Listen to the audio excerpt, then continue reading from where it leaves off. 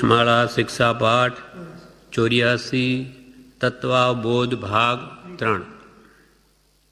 તત્વાબોધ ભાગ 3 એમાં પરમ કૃપાળુ દેવે જણાવ્યું, નવ તત્વનો કાળ ભેદે જે સત્પુરુષો ગુરુગમ્યતાથી શ્રવણ, મનન અને નિધિધ્યાસનપૂર્વક જ્ઞાન કરે છે, તે સત્પુરુષો મહાપુણ્યશાળી તેમજ ધન્યવાદને પાત્ર છે. કૃપાલ કે નવ તત્વનું જીવ, અજીવ, આશ્રવ, સંબર, બંધ, મોક્ષ, નિર્જરા, પાપ અને પુણ્ય, આ નવે તત્વનું કાળ ભેદે આ પંચમ કાળ છે. એટલે વિવેચનમાં અહીંયા એમ કે છે, કાળ ભેદે એટલે આ પંચમ કાળમાં જેટલા શાસ્ત્રો રહ્યા છે તેને આધારે ઘણા શાસ્ત્રો, ઘણું જ્ઞાન તો વિચ્છેદ ગયું, જે રહ્યું હોય તે એ શાસ્ત્રોના આધારે શ્રવણ કરે, સાંભળે, મનન કરે, એના પણ ચિંતન કરે, વિચારે અને નિધિધ્યાસન કરે, ભાવના કરે, અનુપ્રેક્ષા કરે, વારંવાર એ વાતને સ્મરણમાં લાવીને એ ભાવને દ્રઢ કરે, એ નિધિધ્યાસન છે. કૃપાલદેવના વખતમાં તો બહુ જ થોડા પુસ્તકો છપાઈને બહાર પડેલા, એટલે હસ્તલિખિત બધું હાથથી લખતા. કૃપાલદેવ પોતાના માતુશ્રી અને ધર્મપત્નીના હાથે પ્રભુશ્રી અને દેવકર્ણજીને ગ્રંથો વરાવ્યા. નાનાર્ણવ અને કાર્તિકેયનું પ્રેક્ષા હસ્તલિખિત ગ્રંથો હતા. કેમ કે આવું ગ્રંથ ઉપલબ્ધ નહોતા, પ્રેસોનું કામ એટલું બધું નહોતું. આજથી 100-125 વર્ષ પહેલાં પણ આ સ્થિતિ હતી. તો કે તે વખતે તો પુસ્તકો છપાઈને એટલા હતા નહીં, બહાર પડેલા, એટલે દ્રવ્ય સંગ્રહ વગેરે ગ્રંથો હસ્તલિખિત હતા, તેથી મળવા મુશ્કેલ હતા. પછી કૃપાલદેવે પરમસુદ પ્રભાવક મંડળ સ્થાપ્યું. તે દ્વારા ઘણા શાસ્ત્રો પ્રકાશિત થયા, જેઓ આ કાળમાં ગુરુગમ્યતાથી એ શાસ્ત્રોને પણ ગુરુગમથી એટલે ગુરુ પાસેથી સમજીને, જેમ કે આજે શાસ્ત્રોનો મર્મ રહસ્ય આપણે પરમ કૃપાલદેવના ઉપદેશથી કે પ્રભુશ્રીજી કે બ્રહ્મચારીજી જે એનું મર્મ રહસ્ય સમજાવે તેના આધારે સમજવાનો પ્રયત્ન કરીએ છીએ. કેમ કે જ્ઞાનીની વાણીને જ્ઞાની જ સમજાવી શકે. ભગવાન મહાવીરનું હૃદય કૃપાલદેવ જાણે કે કૃપાલદેવનું હૃદય જે તન્મય તેની ભક્તિમાં થયા, રાગ, દ્વેષ આદિ કષાયોને અત્યંત મંદ કરી જે નિરંતર આત્મચિંતન ધ્યાનમાં રહે, એવા પુરુષાર્થી પરમ પ્રભુશ્રીજી કે બ્રહ્મચારીજીએ પરમ કૃપાલદેવનું હૃદય જાણ્યું. માટે એ વાણીનું રહસ્ય વિશે સમજાવી શકે, જે અજ્ઞાનીને ખ્યાલ ના આવે. એટલે એના આધારે સમજવાનો કે છે પ્રયત્ન કરવો જોઈએ. એટલે જેઓ આ કાળમાં ગુરુગમ્યતાથી એટલે ગુરુ પાસેથી શ્રુતનો મર્મ સમજીને અને તેને આધારે નવ તત્વોનું શ્રવણ કરે, મનન કરે, નિધિધ્યાસન કરે, તે ધન્ય છે. તેને કૃપાલદેવ કે ધન્ય છે કે ગુરુગમતાથી જે શાસ્ત્રોનું રહસ્ય સમજવા પ્રયત્ન કરે તે ભાગ્યશાળી છે. કેમ કે સ્વમતી કલ્પનાએ તો આ જીવે અનંતવાર અનંત સાધન કર્યા, બધા ફોક ગયા. હવે ગુરુ આજ્ઞાએ, આ ગુરુના આજ્ઞા વિચારણીય અથવા આણાય ધમ્મો, આણાય તવો, આજ્ઞાનું આરાધન એ જ ધર્મ, આજ્ઞાનું આરાધન એ તપ છે. એટલે ગુરુ આજ્ઞાએ જે એનું શ્રવણ મનન કરે, નિધિધ્યાસન કરે, તેઓને ધન્ય છે.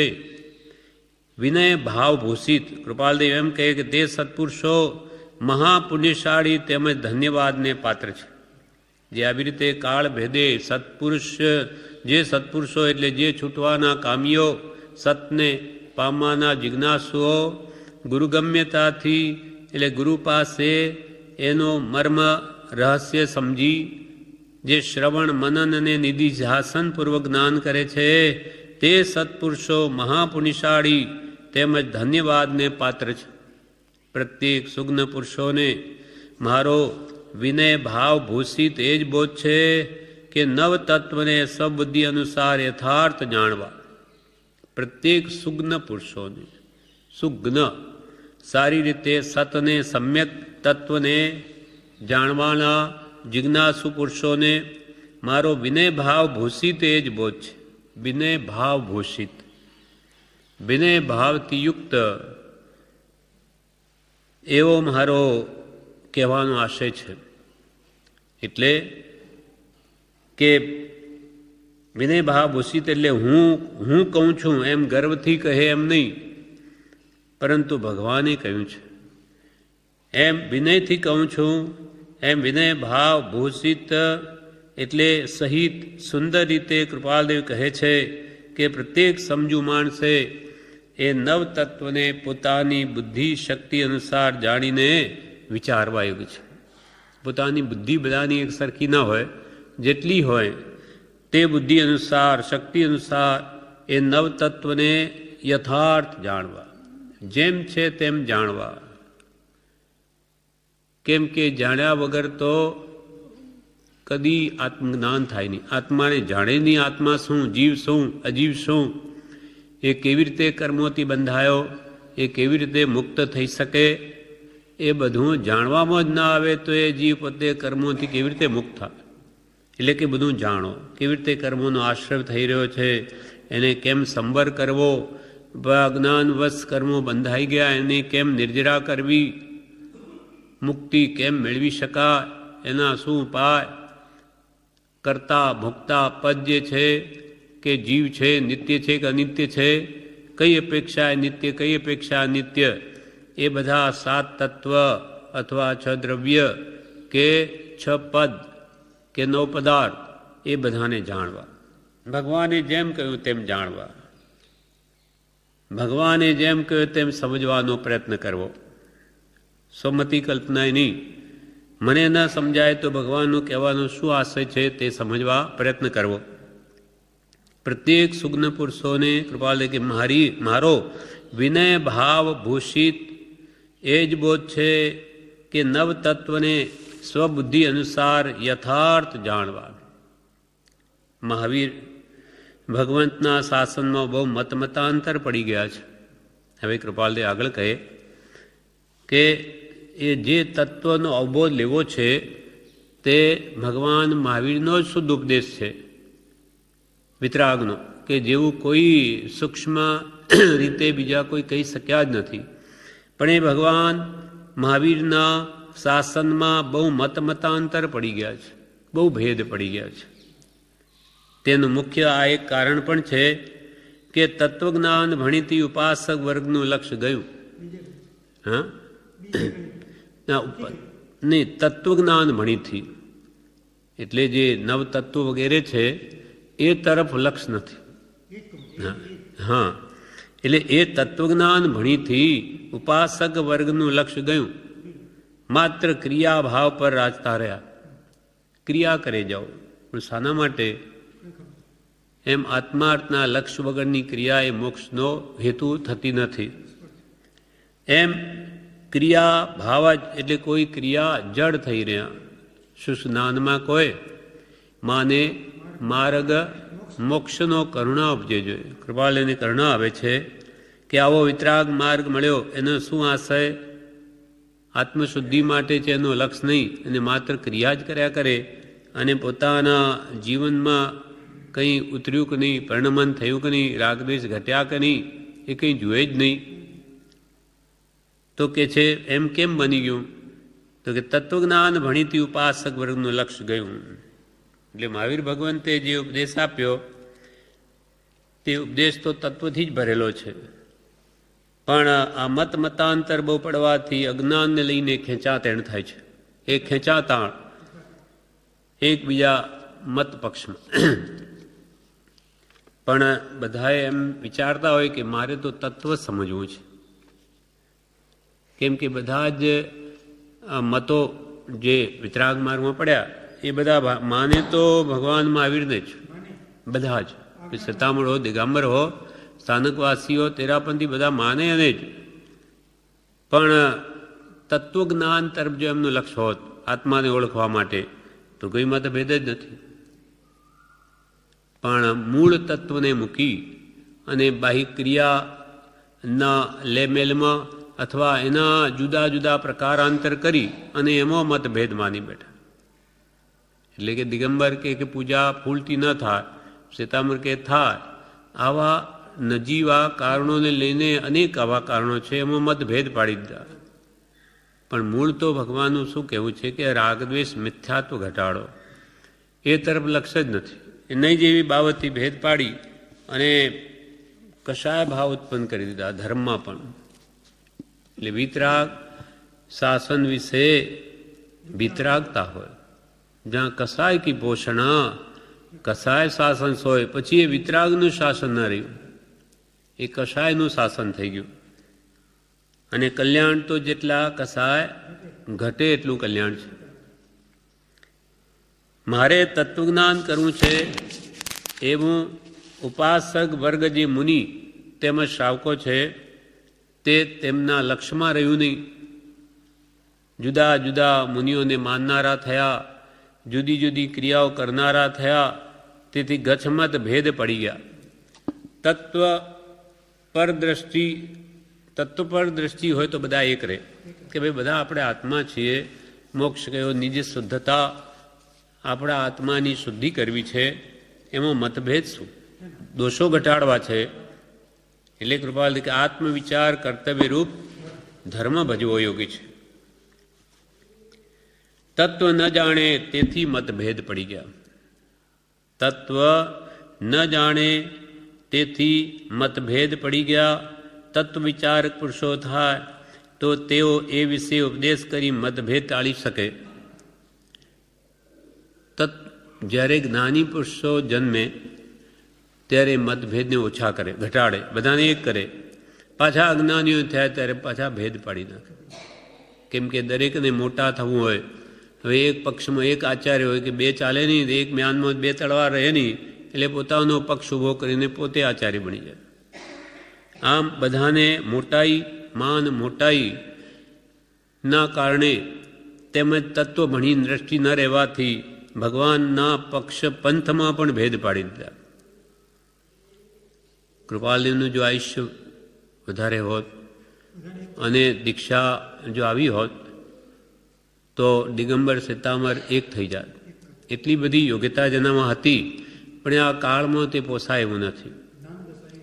એટલી બધી તીવ્ર હતી અને એના માટે ના જે સાધનો યોગ્યતા જોઈએ તે બધી કૃપાલથી અમારામાં છે, પણ આ કાળને પોસાય એવું નથી. ભગવાન મહાવીરની વાણી સત્ય કરવાને માટે જ જાણે એમને એવો ઉદય વર્તો હશે.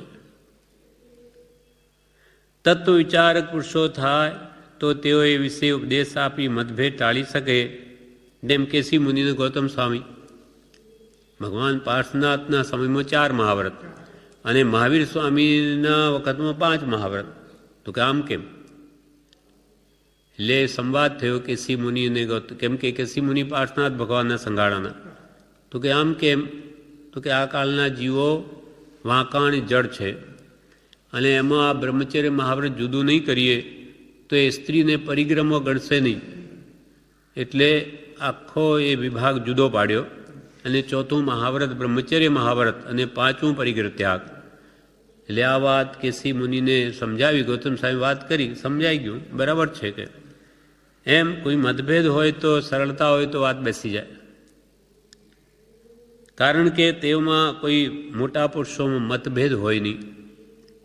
100 સાણે એક મત અને એક અજ્ઞાનીના 100 મત.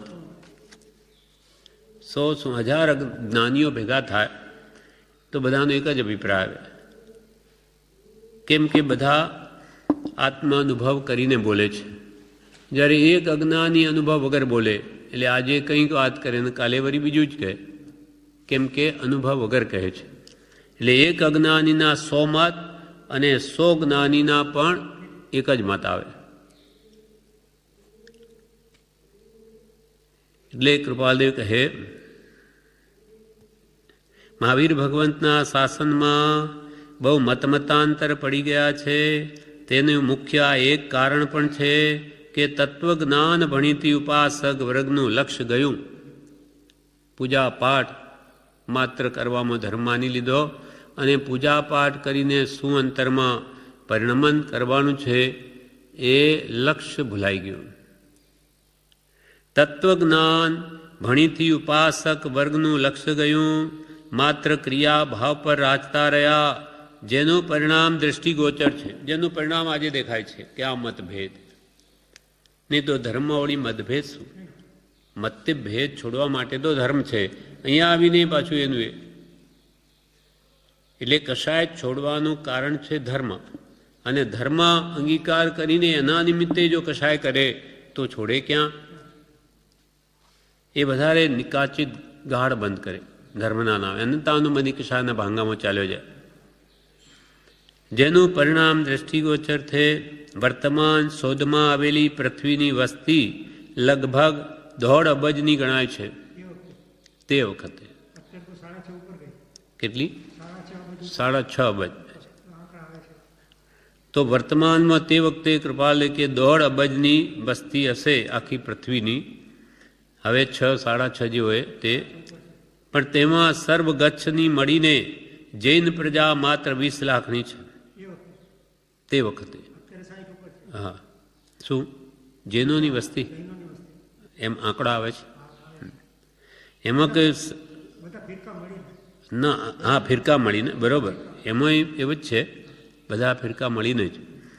તેમાં સર્વગચ્છની મળીને જૈન પ્રજા માત્ર 20 લાખ તે વખતે. અને એ પ્રજા તે શ્રમણોપાસક છે. શ્રમણોપાસક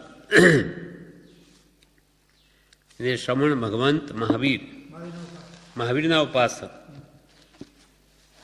તે કેટલા? 20 લાખ તે વખતે. એમાંથી હું ધારું છું કે નવતત્વને પઠન રૂપે 2000 પુરુષો પણ માંડ જાણતા હશે તે વખતે. પણ 20 લાખમાંથી 2000 માણસો પણ નવતત્વ માંડ જાણતા હશે. 2000 માણસો.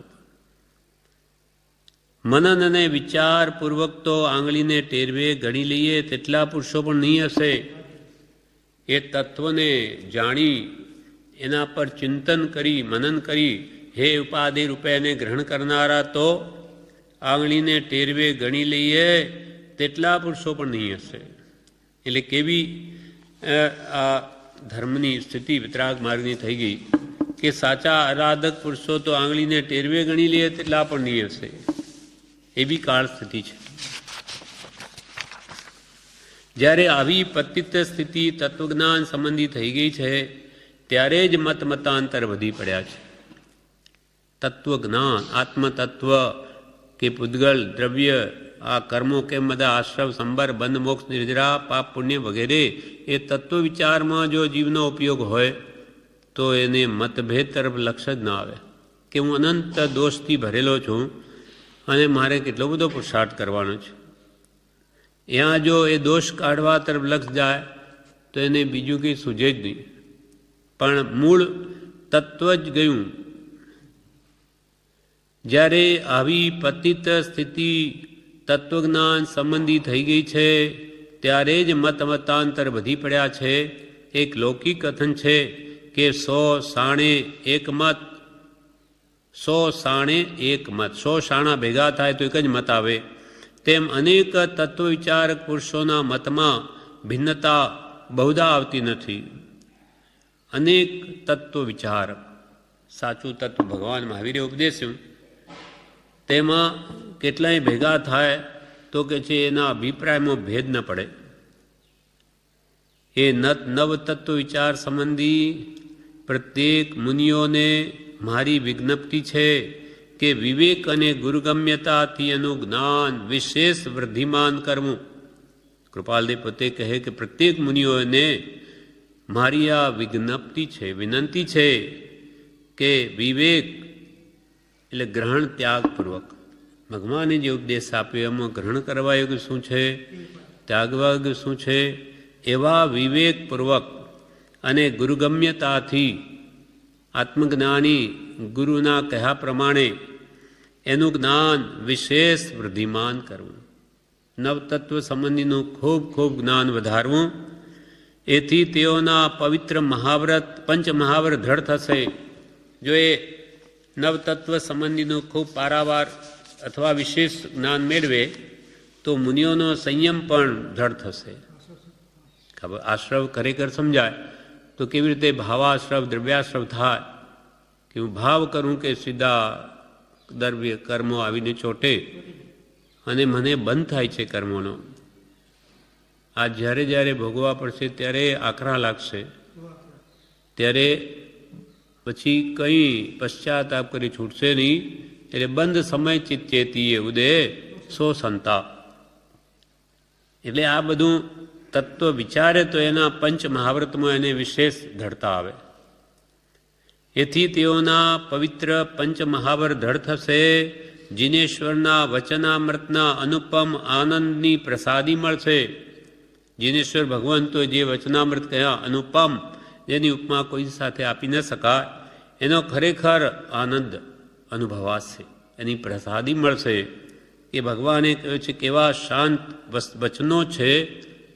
એ નવતત્વને બરોબર સમજે, આશ્રવથી ડરે, સંવર કરે, નિર્જરાનો માર્ગ લે, તો એને અનુપમ આનંદની પ્રસાદી મળે. તે ભગવાનના વચનોમાં એને અનંત આનંદ આવે ખૂબ, કે કેવી અદ્ભુત વાત કરી છે. શાંતચિત્ત થા, વૃત્તિ બાર ભટકતી અટકે, તત્વમાં એનું ચિત્ત ચોટે, ત્યારે એનો રસાસ્વાદ આવે. જીનેશ્વરના વચનામૃતના અનુપમ આનંદની પ્રસાદી મળશે. મુનિત્વાચાર પાળવામાં સરળ થઈ પડશે. મુનિઓના આચાર લોખંડના ચણા ચબાવા છે જેવું છે ખરેખર આચાર, તો છતાં પણ એને સરળ થઈ પડશે. કેમ કે એને લાગશે કે એથી મને ઘણો જ લાભ છે. કર્મોનો સંવર થાય, નવા કર્મો આવતા રોકાય, નિર્જરા થાય, અને એ જ મોક્ષનો માર્ગ છે. તો ધીમે ધીમે બધા મારા કર્મ નષ્ટ થઈને હું મુક્તિને પામીશ, શાશ્વત સુખ શાંતિને પામીશ. એમ જેમ જેમ એને સમજાશે એટલે મુનિત્વ આચાર પાળવામાં પણ એ સરળ લાગશે. દુઃખ પણ સુખરૂપ થઈ પડશે. જ્ઞાન અને ક્રિયા વિશુદ્ધ રહેવાથી સમ્યક્ત્વનો ઉદય થશે. જેમ માણસને પૈસાની જરૂર જણાય તો એના માટે એને ગમે એટલો શ્રમ પડતો હોય, મુશ્કેલી પડતી હોય, શારીરિક તોય કમી લે, કંઈ નહીં, પૈસા મળે છે ને, એમ ત્યાં પૈસાનો મોહ છે. એમ એને લાગશે કે આ સંયમ હું પાળીશ તો મને અદ્ભુત લાભ થશે, જન્મ મરણથી છૂટી જઈશ સર્વકાળને માટે. એ નવતત્વ દ્વારા જ્યારે સમજાશે ત્યારે એના મુનિત્વ આચારમાં ગમે એટલું દુઃખ હોય એને સુખરૂપ લાગશે. દુઃખ પણ ઉલટું સુખરૂપ થઈ પડે છે. સમજણ ફરે, સમજણ નવતત્વથી ફરે, નવતત્વના જ્ઞાનથી. અને સમજણ એ જ સુખ છે અને અણસમજણ એ જ દુઃખ છે. સમજ સાર સંસાર મેં સમજુ ટાળે દોષ, સમજ સમજ કર જીવ હી ગયા, અનંતા મોક્ષે ગયા તે પણ તત્વ સમજીને જ. તત્વ શું? તો કે જીવ તત્વ ને અજીવ તત્વ, મુખ્ય તો બે. અજીવ તત્વ એવા શરીરને પોતાનું સ્વરૂપ માની બેઠો છે, એ જ મુખ્ય તો સમજાવવું છે કે હું દેહાદિ સ્વરૂપ નથી. દેહ, સ્ત્રી, પુત્ર આદિ મારા નથી, કોઈ પણ મારા નથી, પણ શુદ્ધ ચૈતન્ય સ્વરૂપ અવિનાશી એવો હું આત્મા છું. આ શરીર મારું નહીં, હું તો ભગવાન જેવો આત્મા છું. શુદ્ધ બુદ્ધ ચૈતન્ય ઘન સ્વયં જ્યોતિ સુખધામ છું. અજર અમર અવિનાશી ને દેહાતીત સ્વરૂપ છું. હું કોઈ જેવો તેવો છું, ભગવાન જેવો છું. એ વાત એને જ્યારે સમજાય ત્યારે પૂતગલનો રાગ ઘટે, ત્યારે સત્પુરુષાર્થ ઉપડે.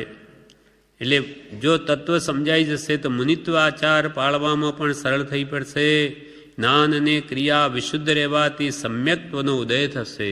સમ્યક જ્ઞાન જેમ જેમ નિર્મળ થશે તેથી એની ક્રિયા પણ સમ્યક થશે. જ્ઞાન ક્રિયા ભ્યામ મોક્ષ, જ્ઞાન સહિતની ક્રિયા મોક્ષનું કારણ છે.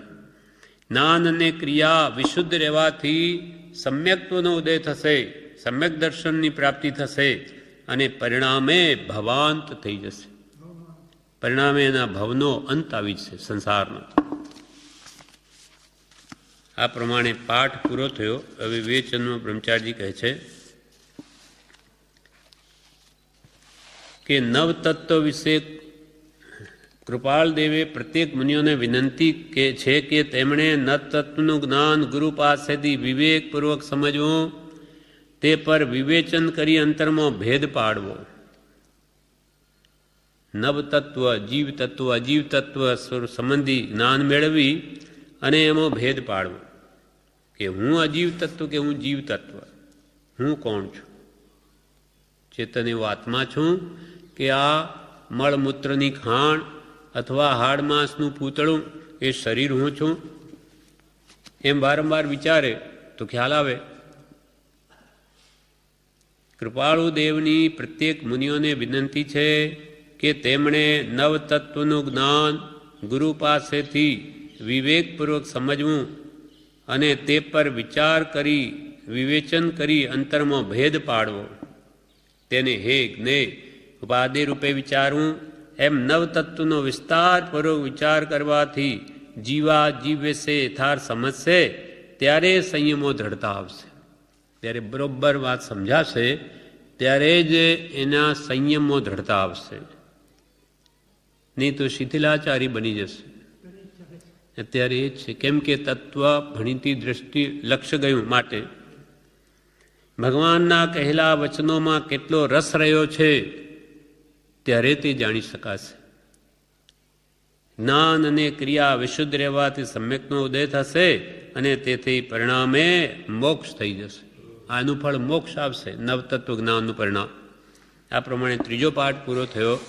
હવે પાઠ ચોથો, શિક્ષા પાઠ 85, તત્વાબોધ ભાગ 4. જે શ્રમણોપાસક નવતત્વ પઠન રૂપે પણ જાણતા નથી તેઓને અવશ્ય જાણવા. શ્રમણ એટલે મુનિ, શ્રમણોપાસક એટલે મહાવીરના ઉપાસક જૈન મુનિ તેમજ શ્રાવક.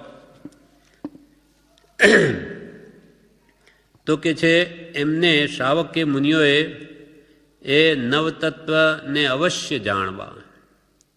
જૈન હોય ને આ નવતત્વ નામ ન જાણતા હોય તો તેમણે અવશ્ય જાણવા. ગુરુગમ્ય ત્યાંથી જાણ્યા પછી સદભાવપૂર્વક મનન કરવા. ગુરુગમ્યતાથી એટલે સમજાય તેટલા ગંભીર આશય ગુરુગમ્યતાથી સદભાવે કરીને સમજવા. આત્મજ્ઞાનેથી ઉજ્જવળતા પામશે અને યમ નિયમાદિકનું બહુ પાલન થશે. સત્પુરુષના ઉપદેશથી એ નવતત્વના જે ગંભીર આશયો છે, નાની એક શબ્દ પણ અનાવશ્યક કહે નહીં, આત્માને કલ્યાણરૂપ હોય તો જ કહે. તો જ્ઞાની જે કહે એનું ગૂઢ જે રહસ્ય છે એ ગુરુગમથી સદભાવપૂર્વક સમજવું. સમ્યક પ્રકારે સદભાવપૂર્વક એટલે સારા ભાવથી નિસ્વાર્થ ભાવે આત્માર્થના અર્થે માનાદિ કશાય મૂકીને વિનય ભાવે આત્માને જાણવાપૂર્વક શીખે તો આત્મા ઉજ્જવળતા પામશે. એટલે કે કશાયો મંદ થશે અને ચારિત્ર એટલે યમ નિયમ પડાશે. આત્મજ્ઞાન થયું હશે તો તે નવતત્વ વિચારથી વિશેષ નિર્મળ થશે.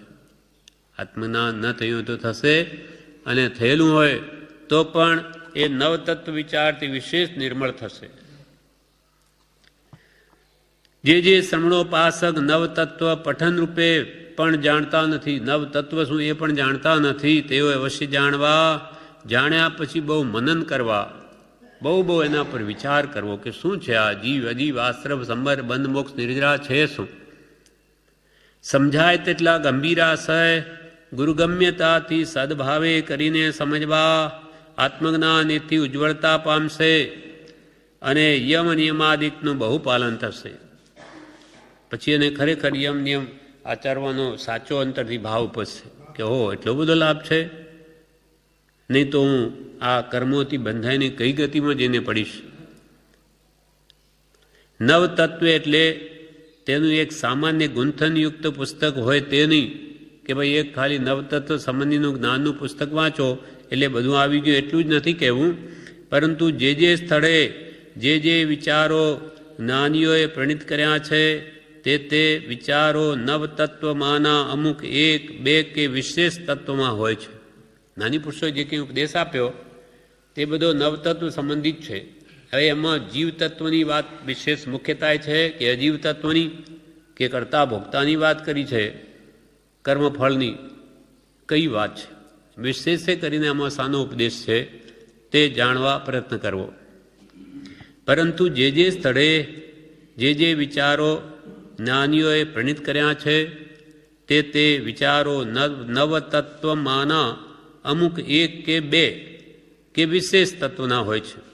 જેમ કે આત્મસિદ્ધિ છે તો આત્મસિદ્ધિમાં મુખ્ય જીવ તત્વ સંબંધી વાત છે, એને ઓળખાવો છે, આત્માની સિદ્ધિ કરાવી છે, પ્રાપ્તિ. પણ એમાં બીજા પુણ્ય પાપ કરતા ભોગતા પદમાં આવી જાય, મોક્ષ પર તત્વ પણ આવે, કર્મ કેમ બંધાય એ પણ આવે.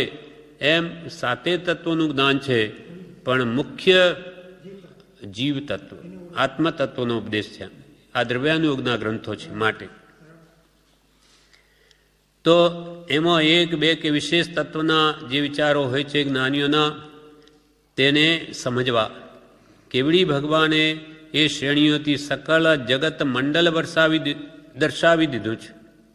ભગવાન કેવડી હોય તો આ નવ તત્વનું શ્રેણીબદ્ધ જ્ઞાન આપી અને આખા વિશ્વનું સ્વરૂપ બતાવી દીધું છે. કેમ કે આખા વિશ્વમાં શું છે? આ મુખ્ય તો બે તત્વ, જીવ તત્વ ને અજીવ તત્વ, અને આ બધા બેના મિશ્રણથી ઉત્પન્ન થયેલા બીજા તત્વો, એ બધા જ આ વિશ્વમાં જ છે. અથવા નવ તત્વના જ્ઞાનમાં આખું વિશ્વ સમાય છે, વિશ્વનું જ્ઞાન સમાય છે. એથી જેમ જેમ નયાદિ ભેદથી એ તત્વજ્ઞાન મળશે, નયાદિ ભેદથી, નય નિક્ષેપ પ્રમાણથી, સાદવાદથી, નિક્ષેપથી. કયા નિક્ષેપે વાત કરી? આ સ્થાપના, દ્રવ્ય કે ભાવ કે નામ નિક્ષેપ, અથવા આ સાત નયથી, કયા નિગમ નયથી છે, સંબિરૂઢ નયથી છે, નિશ્ચય નયથી છે, કે વ્યવહારથી વાત કરી છે, કે આગમ પ્રમાણ, અનુમાન પ્રમાણ. એ પ્રમાણ કયા પ્રમાણથી આ વાત તમે કહો છો? ક્યાં સિદ્ધ લખેલું છે? એમ જેમ જેમ ભગવાને જે કહ્યું તે નયાદિક ભેદથી એ તત્વજ્ઞાન જ્યારે મળશે, એટલે સારભૂત તત્વનું જ્ઞાન નય નિક્ષેપ પ્રમાણથી અને બરોબર જણાશે. કેમ કે અનંત ગુણ ધર્માત્મક વસ્તુ છે. દરેક દ્રવ્યના અનંત ગુણ ને અનંત ધર્મ છે. અર્થાત અનંત ગુણ ધર્માત્મક વસ્તુને એક નયથી જાણી ન શકાય. એટલે નય સંબંધીનું જ્ઞાન હોય તો એ વસ્તુ તત્વનું સંપૂર્ણ જ્ઞાન મેળવી શકાય. એટલે જેમ જેમ નયાદિ ભેદથી એ તત્વજ્ઞાન મળશે, તેમ તેમ અપૂર્વ આનંદ અને નિર્મળતાની પ્રાપ્તિ થશે. અપૂર્વ તો તમને આનંદ થશે કે ભગવાને કેવળ જ્ઞાનથી કેવું કેવું જાણી લીધું. ધન્ય છે એ મહાપુરુષોને કે એમણે ઉપદેશ કરીને આપણા આત્માને પણ જગાડી દીધો. એમાં આનંદ મળશે અને તમારો આત્મા પણ નિર્મળ થશે. એ બધા દોષો કાઢીને નિર્મળ થશે. માત્ર વિવેક, ગુરુગમ્યતા અને અપ્રમાદ જોઈએ.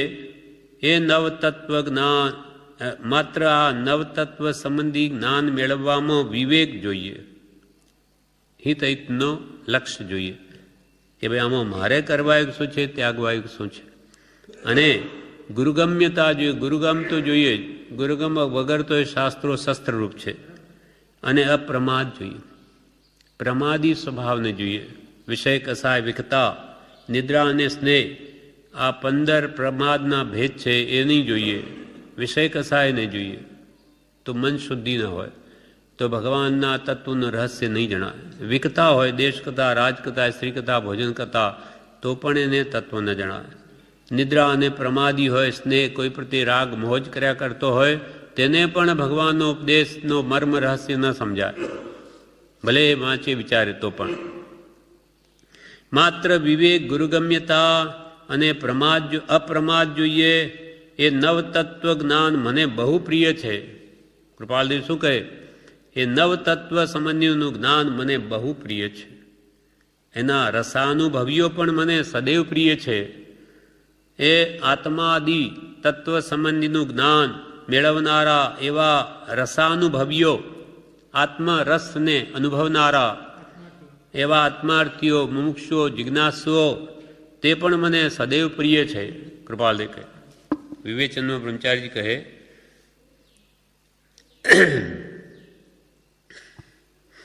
જેમ જેમ આ નવતત્વનું નય નિક્ષેપ સહિત જ્ઞાન મળશે, તેમ તેમ અપૂર્વ આનંદ અને નિર્મળતાની એટલે કર્મ નિર્જરાની પ્રાપ્તિ થશે. તેમ થવામાં 3 વસ્તુ જોઈએ: વિવેક, ગુરુગમ્યતા અને અપ્રમાદ. વિવેક એટલે હિત શું ને અહિત શું વગેરે. ગુરુગમ્યતા એટલે સત્પુરુષની આજ્ઞાએ વિચારવું, વર્તવું, સ્વચ્છંદે ન વર્તવું.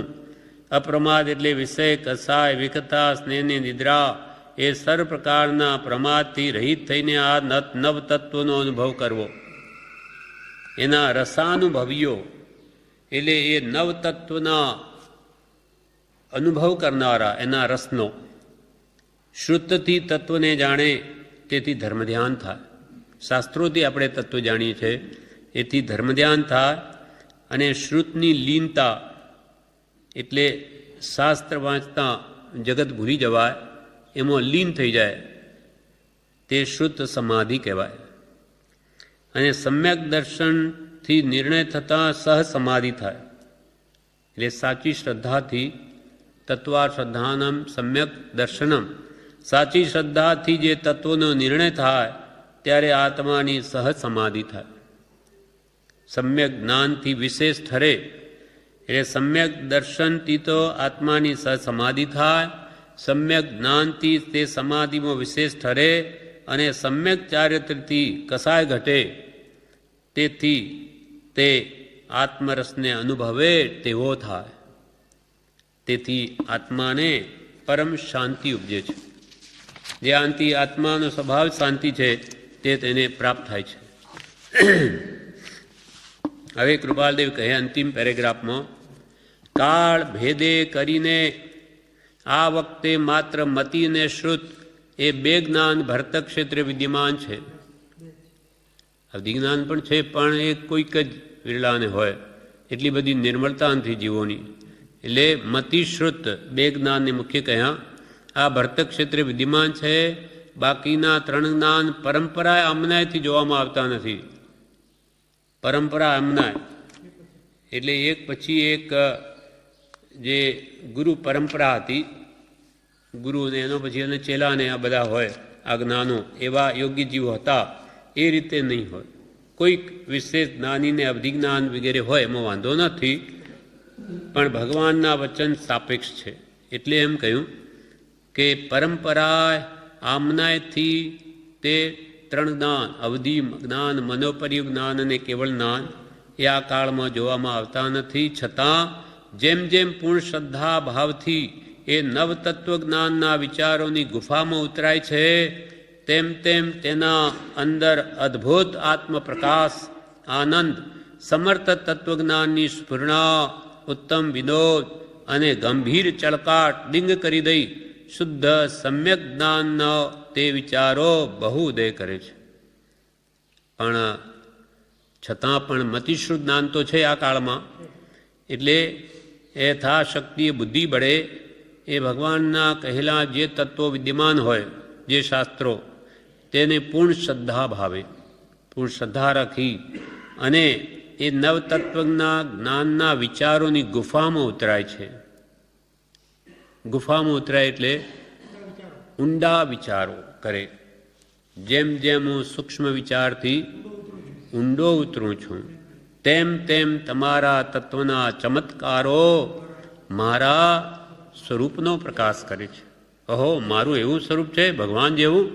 જેમ જેમ ઊંડો ઉતરીને કે વિચારું, તેમ તેમ આ તમારું તત્વજ્ઞાન મારા આત્મ સ્વરૂપનો પ્રગટ કરે છે.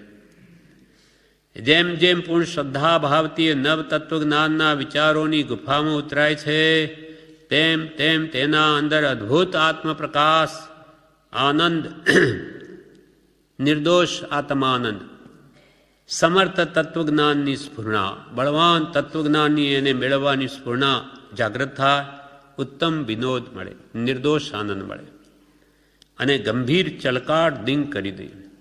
એની વિતરાગતા ભગવાનના વચનોની આપણા પર અસર કરી જાય અને આપણામાં વૈરાગ ઉપશમ આણે. એટલે ગંભીર ચલકાટ એના મોઢા પર બી દેખાય, વિતરાગતાનો વૈરાગ ભાવ ડિંગ કરી દે. શુદ્ધ સમ્યક જ્ઞાનનો તે વિચારો બહુ ઉદય કરે છે. શુદ્ધ સંકિત ને પ્રાપ્ત કરાવનારા એ વચનો છે. સ્યાદવાદ વચનામૃતના અનંત સુંદર આશય સમજવાની પરંપરાગત શક્તિ આ કાળમાં ક્ષેત્રથી વિચ્છેદ ગયેલી છતાં તે પરત્વે જે સુંદર આશયો સમજાય છે, તે આશયો અતિ ગંભીર તત્વથી ભરેલા છે. સ્યાદવાદ વચનામૃત ભગવાન તીર્થંકરોનું સ્યાદવાદ વચનામૃત છે. સ્યાત અસ્તિ સ્યાત નાસ્તિ, સ્યાત અસ્તિ નાસ્તિ, સ્યાત વક્તવ્ય સ્યાત અવક્તવ્ય, એ જે 7 નહીં કર્યા છે, કોઈ અપેક્ષાએ છે, કોઈ અપેક્ષાએ નથી. આત્મા દ્રવ્યથી નિત્ય જે પર્યાયથી પલટાય છે એ બધી અપેક્ષાઓ છે. એટલે સ્યાદવાદ છે તે જૈન દર્શનનો પ્રાણ છે. એનાથી દરેક વસ્તુને સ્પષ્ટ સમજી શકાય. સ્યાદવાદ વચનામૃતના અનંત સુંદર આશય સમજવાની પરંપરાગત શક્તિ જે પહેલાં હતી જીવોમાં, તે આ કાળમાં આ ક્ષેત્રથી વિચ્છેદ ગયેલી છે. છતાં કેમ કે બધા આગમો તો મોડે હતા, હવે એ તો ક્યાંય દેખાતા નથી. આખી દ્વાદસાંગી મોડે, અથવા એ જ્ઞાન ફેરવી રાખે તો આખી દ્વાદસાંગીને એવી શક્તિઓ હતી. એ પરંપરાગત એ શક્તિ તો હવે આ કાળમાં નથી, વિચ્છેદ ગઈ. છતાં તે પરત્વે જે સુંદર આશયો સમજાય, જેટલું જ્ઞાન આજે વિદ્યમાન છે એના પર સુંદર ભાવો આજે સમજાઈ શકે છે, તો તે આશયો અતિ ગંભીર તત્વથી ભરેલા છે. એમાં ખૂબ ઊંડાણમાં ઘણો ઊંડો આશય રહેલો છે. તે આશયો અતિ ગંભીર તત્વથી ભરેલા છે. પુનઃ તે આશયો મનન કરતા, વારંવાર ભગવાનના કહેલા આશયને વિચારતા, ચારવાક મતીના ચંચલ મનુષ્યને પણ સદ્ધર્મ સ્થિર કરી દે તેવા છે. નાસ્તિક હોય, આત્માને માનતો નહીં હોય, તેવાને પણ કે છે આ ભગવાન વિતરાગના વચનો છે, એને એકવાર વિચાર કરતો મૂકી દે કે બધું આ છે શું, આ જગત આ કેવી રીતે સુખ દુઃખ કોણ કરે બધું, આ બધા કોઈ લૂલો લંગડો, કોઈ આંધળો કે કોઈ બુદ્ધિહીન, કોઈ વિશેષ બુદ્ધિમાન આ છે શું? એમ ભગવાનના તત્વને જો મધ્યસ્થતાથી નાસ્તિક પણ વિચારે તો તે પણ એકવાર વિચારમાં પડી જાય, વિચાર કરતો થઈ જાય. એટલે પુનઃ તે આશયો મનન કરતા, ચારવાક મતીના એટલે નાસ્તિક મતના ચંચલ મનુષ્યને પણ સદ્ધર્મ સ્થિર કરી દે તેવા છે. સાચા ધર્મ એને પણ લગાવી દે તેવા વચનો છે. સંક્ષેપમાં સર્વ પ્રકારની સિદ્ધિ, પવિત્રતા, મહાશીલ, નિર્મલ ઊંડા અને ગંભીર વિચાર, સ્વચ્છ વૈરાગ્યની ભેટ એ તત્વજ્ઞાનથી મળે છે. આજે કંઈ પણ પવિત્રતા આપણામાં હોય કે સિદ્ધિ હોય, મહાશીલ હોય, સદાચાર હોય, નિર્મલ ઊંડા વિચારો, એ ગંભીર વિચારો કે વૈરાગ્ય ક્યાંથી મળ્યા? સત્પુરુષના વચનોથી જ, નહીં તો આ શું જાણે બધું. એટલે આ બધી ભેટ એ તત્વજ્ઞાનથી મળેલી છે. સંક્ષેપમાં સર્વ પ્રકારની સિદ્ધિ, પવિત્રતા, મહાશીલ, નિર્મળ ઊંડા અને ગંભીર વિચાર, સ્વચ્છ વૈરાગ્યની ભેટ એ તત્વજ્ઞાનથી મળે. ભગવંતે જે તત્વનું જ્ઞાન આપણને આપ્યું, 7 તત્વનું, જીવ અજીવ આદિનું, એ બધુંનું કારણ તો ભગવાન જ છે. એનાથી આ બધી પવિત્રતા આવે, નહીં તો પાપ પુણ્ય વગેરે પણ જીવને ક્યાં ખબર છે. વિવેચનમાં કહે છે આ કાળમાં મતિશ્રુત 2 જ્ઞાન વિદ્યમાન છે, બાકીના 3 જ્ઞાન પરંપરા આમનાથી એટલે એક પછી એક ગુરુ પરંપરા ચાલે એ રીતે આ કાળમાં ન હોય. છતાં કોઈ વિશેષ જ્ઞાનીને અવધિ જ્ઞાન વગેરે હોય તો એમાં કંઈ બાદ નથી. ભગવાનના વચન સાપેક્ષ છે. વિચારોની ગુફા એટલે ઊંડા વિચારો, નવતત્વમાં દ્વાદશાંગી વગેરે બધું આવી જાય, તેથી અતિ ગંભીર. નવતત્વના જ્ઞાનમાં આખી દ્વાદશાંગી સમાવી દીધી, 12 અંગ ભગવાનના. માટે એ વચનામૃત અતિ ગંભીર આશયોથી ભરેલા છે. માટે પુનઃ ફરી એ વચનોને વિચારતા ગમે તેવા ચારબાકને પણ સદ્ધર્મમાં સ્થિર કરી દે તેવા એ વચનો છે. કેમ કે ચારવાક મતવાળા નાસ્તિકો એ તો પંચભૂતને માને, પૃથ્વી, પાણી, અગ્નિ, વાયુ, વનસ્પતિ, એમાંથી કે જીવ દ્રવ્ય ઉત્પન્ન થાય અને જ્યારે આ મરે એટલે બધું નાશ પામી એમ માને. ચારવાક મતવાળા પંચભૂતને માને, આત્માને માને નહીં.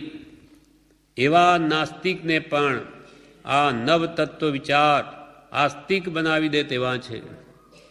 તત્વ સમજાય તો બીજું અસાર લાગે અને આત્માનું મહાત્મ્ય લાગે, આ આપણને લાભ થાય.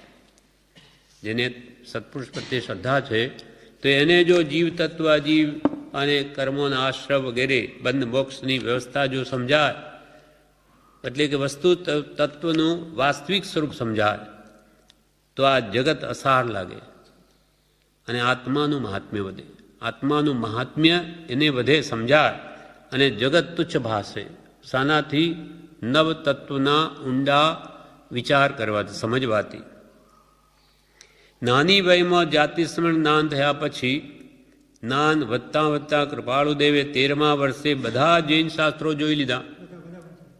હવે 7મા વર્ષે તો જ્ઞાન થયું જાતિ સ્મરણ, અને પછી એ જ્ઞાન વધતા વધતા 13મા વર્ષમાં 13 થી 16 વર્ષ અને 5મા સુધીમાં તો બધા ધર્મોના ગ્રંથો મુખ્ય જોઈ ગયા અને એ બધા જૈન શાસ્ત્રો જોઈ લીધા કૃપાળદેવે આટલી નાની બાળ વયમાં. આપણે 13 વર્ષનું છોકરું કે શું જાણે?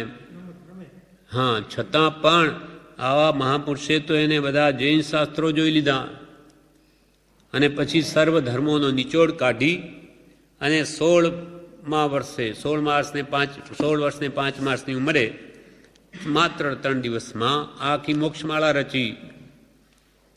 તેમાં આવું અપૂર્વ લખી શક્યા એ આશ્ચર્યકારી છે કે આ બધું જ્ઞાન ક્યારે સંપાદન કર્યું? આ ભાવમાં ભણ્યા નથી અને બધા શાસ્ત્રોને અવલોકી લીધા અને એનું રહસ્ય નિચોડ કાઢીને આપણે આપી દીધો. તો આ અનેક ભાવની સાધના છે, અનેક ભાવની આરાધના છે, તેનું આ પરિણામ છે. બાકી 3 દિવસમાં ઉતારો કરવો આપણે મુશ્કેલ.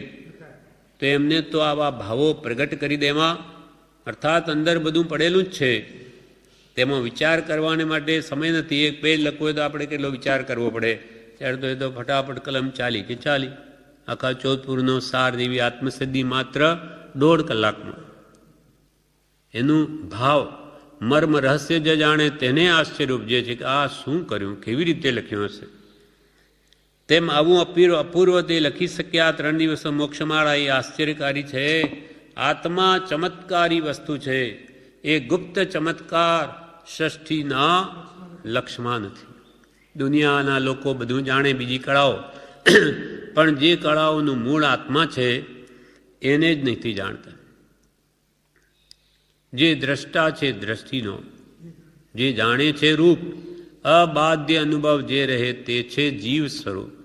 આ બધું કોનાથી દેખાય? દ્રષ્ટિનો દ્રષ્ટા તો આત્મા છે, પણ આ જીવને ઘટપટ આદિને માને પણ જાણનારને ન માને. ઘટપટ આદિ જાણતું તેથી તેને માન, પણ જાણનાર તે માન નહીં, કહીએ કેવું જ્ઞાન. આ ઘડો, પટ એટલે આ કપડું, એને માને કે આ કપડું છે કે આ ઘડો છે, પણ આ કોણે જાણ્યું? આત્માએ જાણ્યું. તો આત્માને ન માને, કપડાને માને. ઘટપટ આદિ જાણતું તેથી તેને માન, પણ જાણનાર એવો જે આત્મા, જાણનાર તે માન નહીં, એને માને નહીં.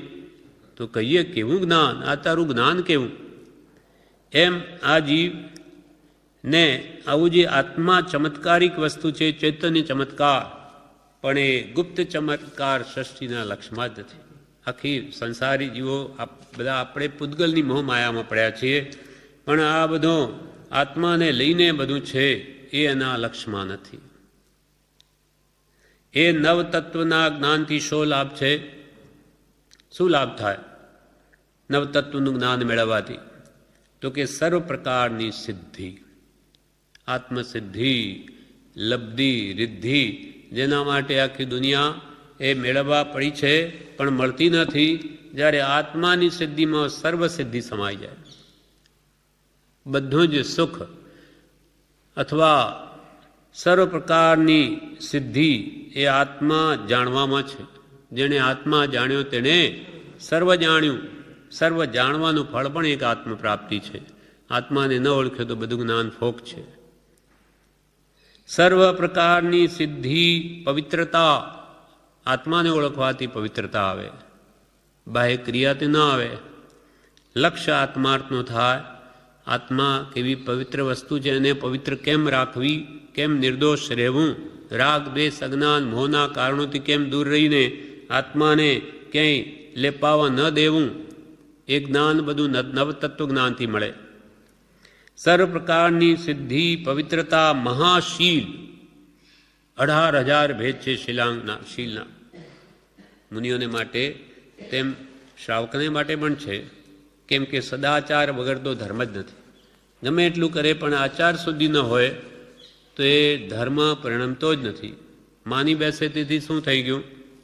પણ આચારો પ્રથમો ધર્મ. સદાચાર તો પહેલાં જોઈએ. મુનિના, શ્રાવકના, બ્રહ્મચારીના જે હોય તે પહેલાં નિર્મળ જોઈએ, તો જ આ ગુણો પ્રગટે.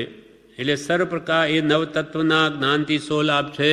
ઉત્તર, સર્વ પ્રકારની સિદ્ધિ, પવિત્રતા, મહાશીલ, નિર્મળ, ઊંડા અને ગંભીર વિચાર. નિર્મળ અને ઊંડા વિચાર ક્યારે પ્રગટે? તો કે આત્મામાં નિર્મળતા હોય તો, ભાવ શુદ્ધિ હોય તો જ એ ઉપદેશનું રહસ્ય સમજાય.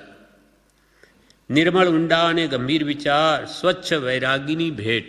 સ્વચ્છ વૈરાગ એટલે જ્ઞાન ગર્ભિત વૈરાગ, મોહ ગર્ભિત કે દુઃખ ગર્ભિત નહીં. ત્રીજો જે જ્ઞાન ગર્ભિત વૈરાગ, સાચો વૈરાગ છે, એની ભેટ પણ નવતત્વ જ્ઞાનથી જ થાય.